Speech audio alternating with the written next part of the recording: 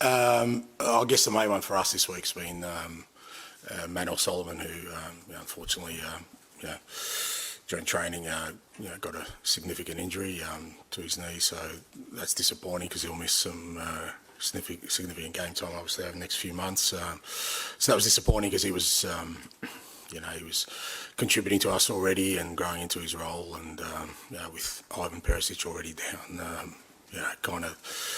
that it's not ideal when you lose another player in that position. So he's obviously out. Brennan Johnson was close, but again, he's not quite 100%. And for us with the international break, we're kind of hoping that he'll get that time during that to be available straight after. And from last week, everyone else is okay. Sonny's fine. He trained the last 2 days, and he's no problem. James Maddison as well, similarly, you have to wrap him in cotton wool a little bit? No one's wrapped in cotton wool, mate. There's no cotton wool here. There's, it's only barbed wire and uncomfortable uniforms, mate. So they all work hard every day. They just have different programs. But Matters has trained all week. He hasn't missed a session.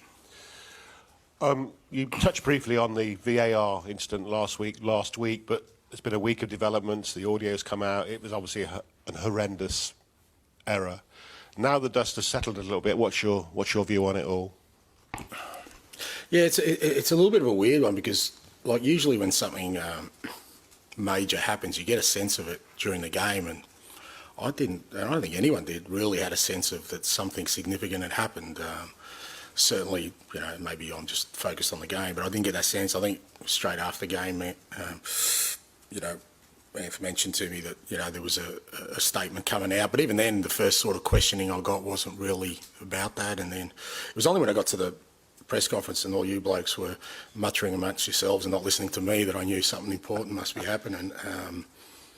And then you kind of realise what's happened, and obviously a fairly significant event during a game of football that you kind of, and look, whatever I say is probably maybe going to be seen through the prism of we were the beneficiaries of a mistake, and we certainly were that. There was, the facts of it are there was a legitimate goal that Liverpool scored that wasn't given.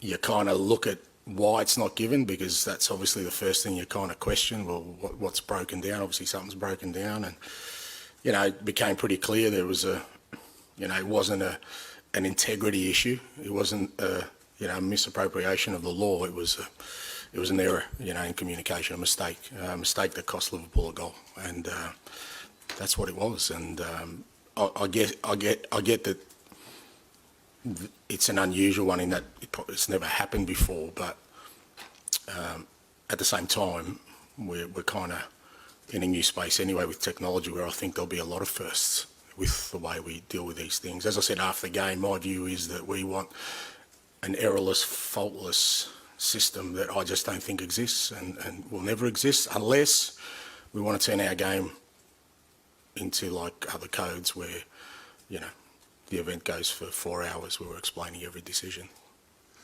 It's a hypothetical question, but if you had been aware of the gravity of the error, would you have done a Bielsa maybe and given a Liverpool chance to score a goal?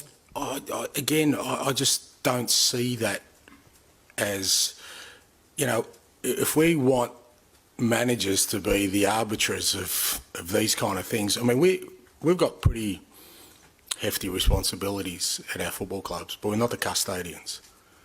I wouldn't make a decision that potentially could send your club down, or can potentially on the back of what my beliefs are.